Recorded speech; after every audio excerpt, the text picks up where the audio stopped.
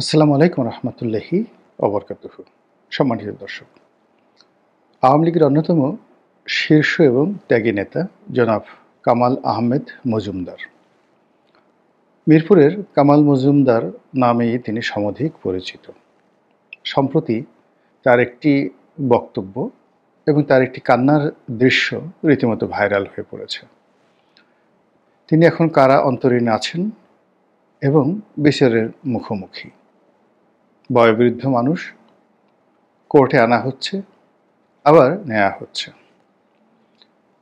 এবং এই কয়দিনে তিনি ক্লান্ত, বিধ্বস্ত, অনুতপ্ত এবং অনেক কিছু তিনি বলতে চান, এবং তারই ধারাবাহিকতায় তিনি মুখ ফসকে বলে ফেললেন যে জীবনে আর রাজনীতি করবেন না। আওয়ামী লীগের সাধারণ যে সদস্যপদ, এর থেকে তিনি পদত্যাগ করলেন।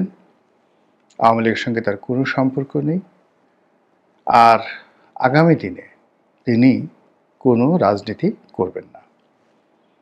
এই কথা বলে বয়োবৃদ্ধ যে ভদ্রলোক, তিনি অঝরে কাঁদতে আরম্ভ করলেন। এখন তার এই কান্নাটাকে আপনি বা আমি কিভাবে বিবেচনা করব, বিশ্লেষণ করব? আওয়ামী লীগের লোকজন কি তাকে বেঈমান বলবেন, মোনাফেক বলবেন, কিংবা বলতে পারেন যে এত সুযোগ নিয়ে, এত সুবিধা নিয়ে মন্ত্রী হয়েছেন, বহুবার এমপি হয়েছেন, আজ আপনার মতো হাজার হাজার কামাল আহমেদ মজুমদার সারা বাংলার আনাচে কানাচে রয়েছেন। কেউ ব্যবসায়ী, কেউ অন্য কোনো পেশাতে তারা সফলতা অর্জন করেছেন, কিন্তু আপনার যে পরিচিতি, আপনার যে ব্যাপ্তি, এ কেবলই আওয়ামী লীগের নেতা হিসেবে, রাজনীতি হিসেবে। ব্যবসা করেছেন, বাণিজ্য করেছেন, মন্ত্রী হয়েছেন, এমপি হয়েছেন, টেলিভিশন চ্যানেল পেয়েছেন, আর কি চান? তারপর কেন এই পার্টির দুঃসময় এই ধরনের কথা বলবেন? এটা পার্টির যারা লোকজন তারা সঙ্গত কারণেই বলতে পারেন। যারা বিএনপির লোক, জামাতের লোক, তারা টিটকারি করতে পারেন। এত দম্ভ আপনারা দেখাতেন, এত মুখ ঝুলিয়ে ঝুলিয়ে বড় বড় কথা বলতেন। লড়াই যদি করতে হয় আওয়ামী লীগের কাছ থেকে শিখুন, সংগ্রাম কীভাবে করতে হয় আওয়ামী লীগের কাছ থেকে শিখুন। শেখ হাসিনা যতদিন রয়েছেন বাংলাদেশে, কিয়ামত পর্যন্ত, যদি এর মধ্যে কিয়ামত হয়ে যায়, বাংলার সিংহাসন শেখ হাসিনার হাত থেকে যাবে না। শেখ হাসিনা আলা হজরত, তাকে হজরত বলা উচিত। তার জন্য বেহেশত ওয়াজিব, বা বেহেশত তার জন্য ফরজ, মানে এইরকম একটা কথা যে তার উচিত বেহেশত পাওয়া, আল্লাহর উচিত। আল্লাহকে সাজেশন করা হচ্ছে যে শেখ হাসিনাকে বেহেশতেও নসিব করা উচিত।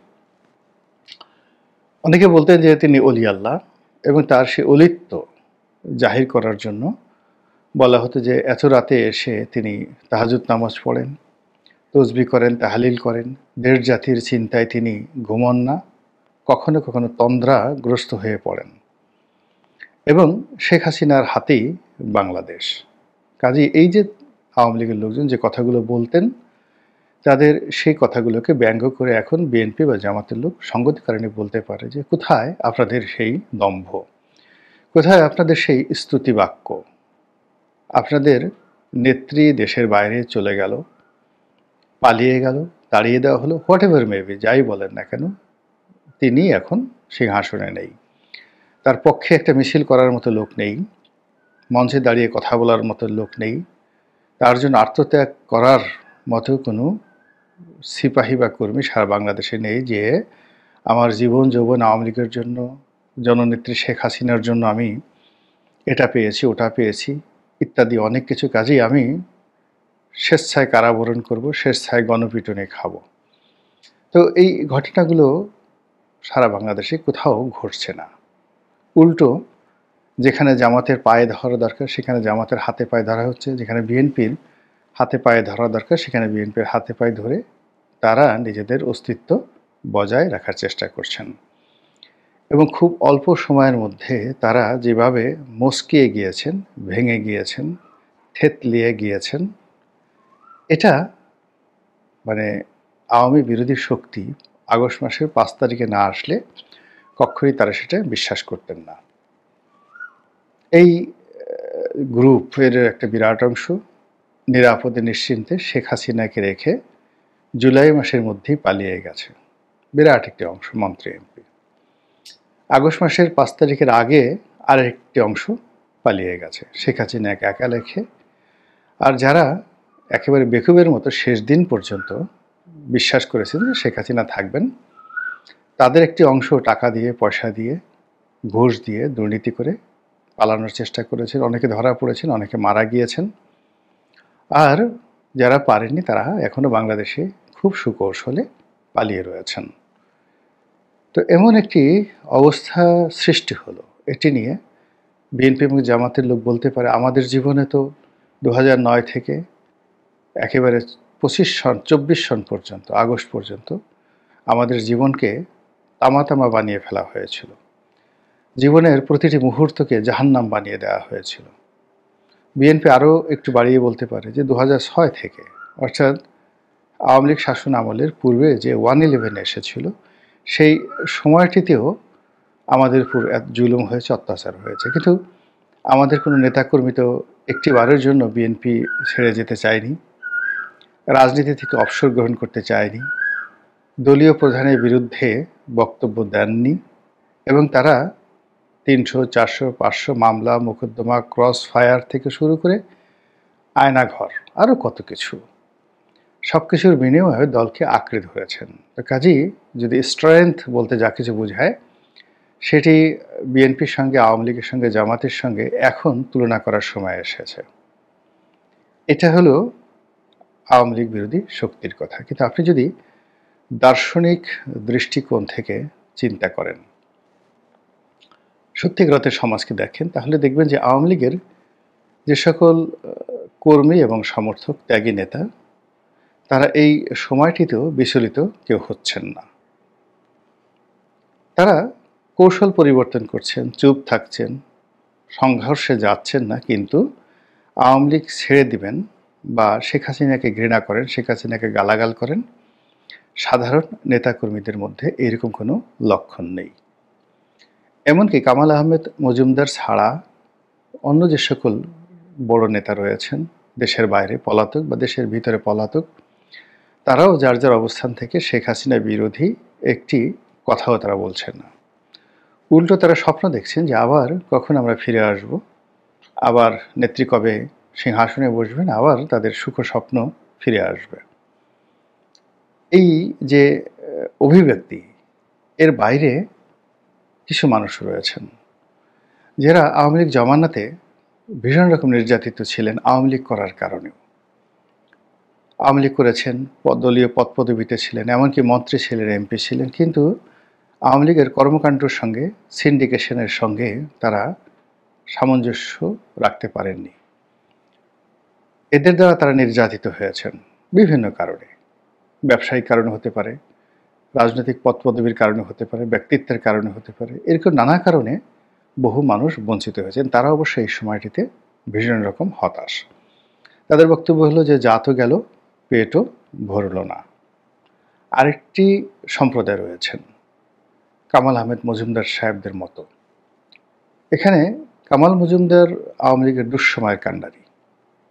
আওয়ামী লীগের যখন কেউ ছিলেন না, তখন কামাল আহমেদ মজুমদারদের মতো কিছু মানুষ ছিলেন। আপনারা জানেন যে তিনি এই ঢাকা শহরের অন্যতম শীর্ষ ধনী ছিলেন। একটা সময় গার্মেন্টস ব্যবসা বলতেই মিরপুরে যত বড় বড় ফ্যাক্টরি, তার অনেকগুলো ফ্যাক্টরির মালিক তিনি ছিলেন। আওয়ামী লীগের শত শত নয়, হাজার হাজার নেতাকর্মী তার অফিসে চাকরি করতেন, অনেক বড় বড় নেতা। এবং তার অফিসে চাকরি করে এরকম অনেক মানুষ পরবর্তীতে মন্ত্রী হয়েছেন, এমপি হয়েছেন। আওয়ামী লীগের নাম যখন নেওয়া যেত না, সেই 75-এর পর থেকে একেবারে 1986 সন অবধি, সেই সময়টাতে কামাল আহমেদ মজুমদাররা সাহস দিয়ে, শক্তি দিয়ে, অর্থ দিয়ে এই দলটিকে বাঁচিয়ে রেখেছেন। ফলে কামাল মজুমদার তিনি ভয়ে, ভীত সন্ত্রস্ত হয়ে, অনুতপ্ত হয়ে বা বাঁচার আকুতি জানিয়ে এই বক্তব্য দিয়েছেন এটি আই ডু নট বিলিভ, আমি এটা বিশ্বাস করি না। তাহলে তিনি কেন এই কথা বলেছেন? তিনি এই কথা বলেছেন অভিমান থেকে। এর কারণ হলো যে এই আওয়ামী লীগের অধঃপতনের তো এই অবস্থা হওয়া উচিত নয়। আপনাদের হয়তো মনে আছে যে কামাল মজুমদার যখন শিল্প মন্ত্রণালয়ের দায়িত্বে প্রতিমন্ত্রী ছিলেন, তখন বেশ কয়েকবার তিনি সংবাদ শিরোনাম হয়েছিলেন সিন্ডিকেটের বিরুদ্ধে কথা বলে। তেল সিন্ডিকেট, চিনি সিন্ডিকেট, ডিম সিন্ডিকেট, এবং এগুলো সরকারের মদতপুষ্ট। এবং অন্যান্য যে সকল সিন্ডিকেট সদস্যরা ব্যবসা বাণিজ্য নিয়ন্ত্রণ করতেন, ব্যাংক বিমা খেয়ে ফেলতেন, তাদেরকে নিয়ে তিনি কিন্তু অকপটে কথা বলেছেন। আজকের এই দিনটিতে কারাগারে বসে তার হয়তো সেই কথাই মনে পড়েছে। অভিমান হয়েছে যে আমরা যারা এই আওয়ামী লীগকে তিলে তিলে গড়ে তুলেছি, যারা আমাদের জীবন যৌবনের একটা বিরাট অংশ আমরা এই আওয়ামী লীগের পেছনে ব্যয় করেছি, নিজেদের ব্যবসা বাণিজ্য সব কিছু জলাঞ্জলি দিয়েছে। যেখানে কামাল আহমেদ মজুমদারের ২০-২৫টি গার্মেন্টস ফ্যাক্টরি ছিল, এখন একটি ফ্যাক্টরিও নেই। তার এই ব্যবসা বাণিজ্য ধ্বংস হয়েছে রাজনীতি করতে গিয়ে। তো তিনি সঙ্গত কারণেই হিসাব করতে পারেন যে আমার এই মন্ত্রীগিরি দিয়ে কী হবে, এমপিগিরি দিয়ে কী হবে, আজ আমার পরিণতি কী। কিন্তু আমি যদি শুধুমাত্র দূর থেকে রাজনীতি করতাম, দলকে সাহায্য করতাম, এই ঘোড়ার ডিমের মন্ত্রী, ঘোড়ার ডিমের এমপি না হতাম, তাহলে আমার ব্যবসা যেত না, বাণিজ্য যেত না, দুর্নাম হতো না, বদনাম হতো না। যে মানুষ আমি ভিক্ষা দিতাম, এখন সবাই আমাকে ভিক্ষুক বলছে। যে মানুষদেরকে আমি টাকা দিয়ে, যাকে বলা হয় তাদের ঘর সংসার চালাতাম, এখন সে সকল মানুষ আমার সামনে আঙ্গুল উঁচিয়ে কথা বলছে। তো এই সমস্ত বিষয় নিয়ে জীবনের এই সাহানে এসে তাদের দল ছাড়ার অভিমান, রাজনীতি না করার অভিমান, এটি আসতে পারে। এটি অস্বাভাবিক কিছু নয়।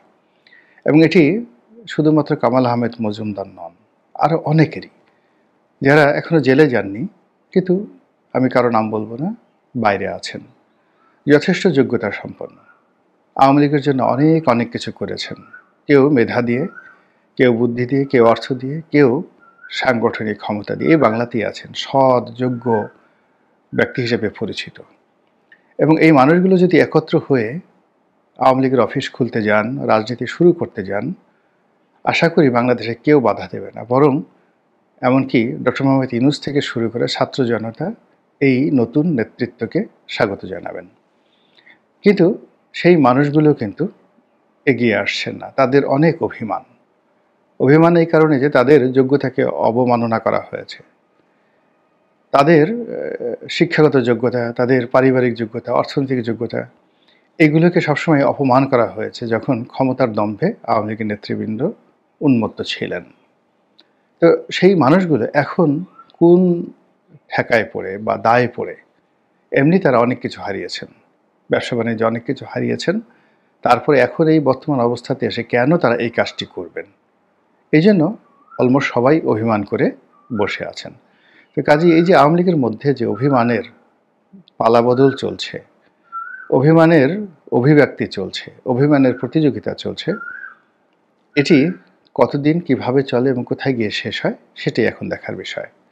মহান আল্লাহ রাব্বুল আলামিন আমাদের সবাইকে হেদায়েত দান করুন এবং হেফাজত করুন। আসসালামু আলাইকুম ওয়া রাহমাতুল্লাহি ওয়া বারাকাতুহু।